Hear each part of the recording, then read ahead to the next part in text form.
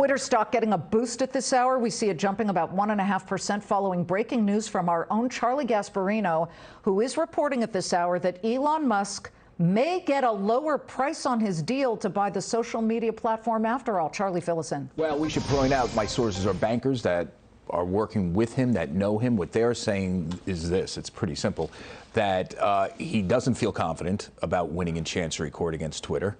His end game is essentially to appeal whatever happens and essentially to buy Twitter at a lower price. He is still interested in it, and he believes that Twitter's board will relent at some point at a lower price. Now, what does that lower price be? I mean, I don't have those numbers. No one knows what, Twitter's obviously going for the $54.20, the $44 billion full enchilada from Musk. But remember, even if they win the first round, he can appeal. The appeal could take 6-8 months. Who knows? This thing could be going on for a year.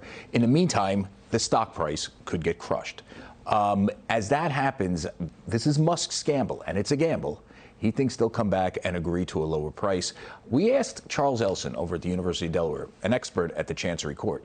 He says it's not crazy. It's not like an absurd maneuver for Musk. He actually thinks Musk is they're going to settle for a lesser amount of money. He says something like 4% off the $44 billion, whatever that is. Do your math. His number was 4%, because the appeals process could take a long time, and who knows, if you appeal it to, I think what he said was the Supreme Court of Delaware gets it after Chancery Court. So apparently this thing has a couple legs. Musk is a gambler. Mm-hmm. The gamble that he's doing is this, according to people close to him, telling bankers that are close to him, that he thinks that they'll settle for less price. He knows he doesn't have a strong hand in front of Chancery. He knows he'll probably lose that, but he thinks time is on his side, and time is not on Twitter's side, because this is a company that has real issues, advertising issues, revenue issues. It doesn't make a lot of money. And the cloud over it as this thing continues to evolve. So that's his game plan. We'll see. It'll be nice if he tweets something out about this story. Well, it is moving the stock. Here's my question. Right. And you're quoting bankers.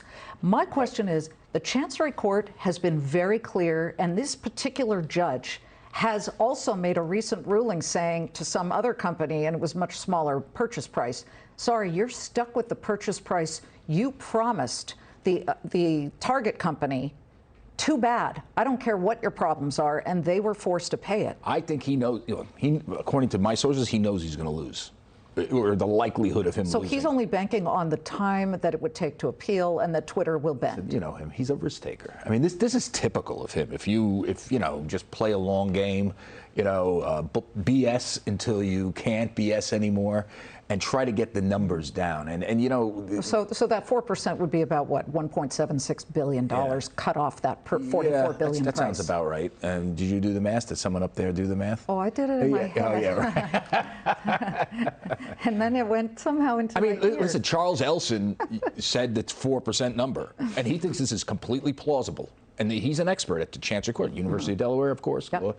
law professor. I mean, he knows this stuff. So, and I can tell you, my banker sources are these are solid. These are not people that, just speculating. They're solid. And let's be real clear, no one really knows what's going on in Elon Musk's head. I mean, obviously, he got hit with two things all at once. You got Twitter's price went down. No one really believed it was going to be a 54. The NASDAQ sold off as well, right? Yep. And Tesla's stock price went down. So now he had a double whammy, and he needs to renegotiate. He can't be, he wants to pay less. Here comes the dance. Is this him? At least he's not shirtless. That's the CEO that I think would be so much fun to work for. I don't know about work for. It'd be fun to party with, but I think he needs to hit the gym a little bit, don't you think? Too many times. He ain't you, Charlie. You're Mr. Gear Gym Head. I worked out early today, got it out of the way, ran, did the whole thing. Well, you don't want to hear that, Bob right? Dahl was working out his portfolios for his clients. Bob is buff, I heard. Bob, very buff.